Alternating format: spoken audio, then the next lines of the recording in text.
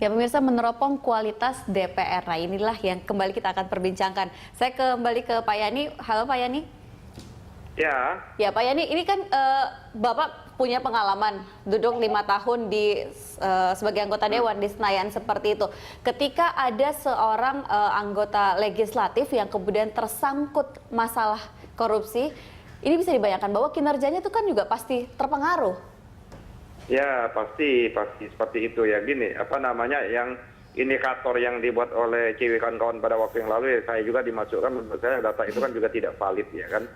Tidak valid kategori kan, ada orang yang disebut-sebut namanya ya kan. Terus ada orang, kalau orang yang disebut-sebut nama, terus ada orang, kecuali mereka sudah menjadi tersangka atau jadi saksi lah seperti itu.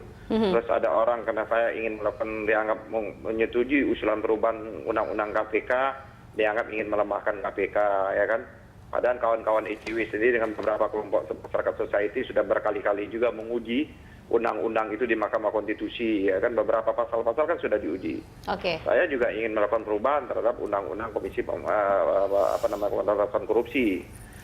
Menurut saya memang masih terjadi titik kelemahan-kelemahan di undang-undang tersebut. Kembali ke pertanyaan dalam saya kapasitas saya ingin menjalankan fungsi saya sebagai wakil rakyat, karena saya kebetulan di badan legislasi yang betul-betul ya, sidangnya kan, kita sidang itu dari pagi ke pagi, ya kita dikategorisasikan bahwa tidak pro pemberantasan korupsi. Jadi yang pro pemberantasan korupsi hanya kawan-kawan ICW saja. Nah tapi itu yang lain lah persoalannya. Yang kedua buat saya, katanya nggak ngaruh Pak. Masyarakat kita ini, masyarakat rakyat kita ini sudah tidak peduli isu tentang HAM, tidak peduli lagi tentang isu tentang pemberantasan korupsi dan lain sebagainya.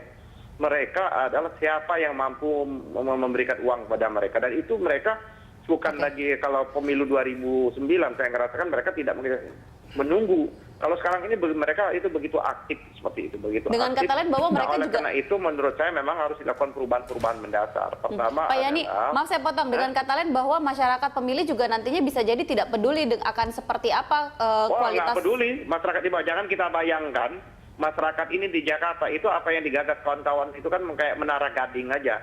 Mereka itu kan berilusi pada malam hari. Mereka tidak tahu kondisi masyarakat kita, itu yang pertama.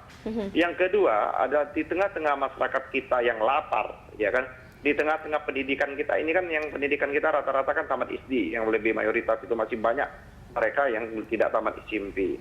Yang ketiga adalah jangan bayangkan Indonesia ini Jakarta, di tengah ketimpangan infrastruktur kita yang begitu luas, kita mengenalkan yang namanya sistem demokrasi langsung ini, menurut saya pemilihan ini menjadi kurang tepat ya kan. Nah baru isu tentang pemberantasan korupsi, isu tentang HAM, dan isu-isu lain itu kan isu golongan menengah ke atas. Nah, dalam statistik kita golongan menengah ke atas ini ya kan hanya 20% tidak nyampe seperti itu. Jangankan jauh-jauh di Jakarta ini saja berapa menengah ke bawahnya itu kan lebih banyak. Jadi mereka adalah siapa yang kasih uang ya ditambah lagi iklan yang begitu masif Mas ya. Ade dulu. Iklan yang masif itu nomor piro, yang uang Neviro itu menjadi bagian, jadi seolah-olah itu pembenaran. Nah oleh karena itu menurut saya harus kita rubah. Saya malah mengusulkan ke depan itu namanya representasi atau delegasi. Jadi tidak semua masyarakat itu bisa memilih. Yang mereka yang punya sadar. Baik Pak Yani, tahan dulu sebentar Pak Yani, saya ke Mas Ade dulu, berikan kesempatan untuk menanggapi hal ini. Pertama justru yang kami lakukan dengan menerbitkan ini melakukan apa yang tidak dilakukan oleh partai politik. Tapi kan ujung-ujungnya bahwa masyarakat ternyata tidak peduli dan sekarang mereka terpilih lagi. Harus kita mulai pendidikan politik, itu yang kemudian dilupakan gitu ya. Kalau rakyatnya cerdas tentu saja sekali lagi dia akan memilih berdasarkan pertimbangan. Nah bagaimana dengan ketika mereka sekarang sudah terpilih, beberapa bisa dipastikan lah. Ya tentu saja kalau orang dia menduduki jabatan dengan menghalalkan segala cara, dia pasti juga akan menggunakan segala cara, menggunakan kewenangan-kewenangan yang mereka miliki untuk mendapatkan keuntungan pribadi gitu. Berarti kalau yang ada di pikiran saya sekarang ini ke Mas Ade pun Pak Yani, ke depan ini kita akan semakin banyak lagi melihat ada calon atau ada anggota legislatif yang dipanggil KPK, ditahan oleh KPK. Saya kira jangan sampai seperti itu, mestinya kita awasi gitu ya, tentu saja gitu ya. Dan kita harus ekstra waspada.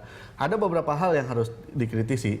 Umumnya orang-orang yang seperti ini pasti akan menggunakan kewenangan yang mereka miliki. Kewenangan dalam apa? Pertama yang paling banyak dalam temuan pemilu sebelum-sebelumnya, kewenangan dalam proses penganggaran. Gitu. Kewenangan di mana lagi? Kewenangan dalam proses pemilihan pejabat-pejabat publik, kewenangan dalam proses pengusulan aturan atau undang-undang. Nah itu yang saya kira harus banyak dipelototi oleh publik, karena itu kewenangan-kewenangan itu bisa ditransaksikan untuk menutup misalnya uang yang sudah mereka habiskan dalam proses pemilihan atau memperbanyak kekayaan. Baik, gitu. Mas Adi, kita nanti akan lanjutkan kembali, dan Pak Ahmad Yani, kami harap Bapak tetap bersama kami di sambungan telepon. Kita nanti akan lanjutkan lagi perbincangan ini di segmen berikutnya.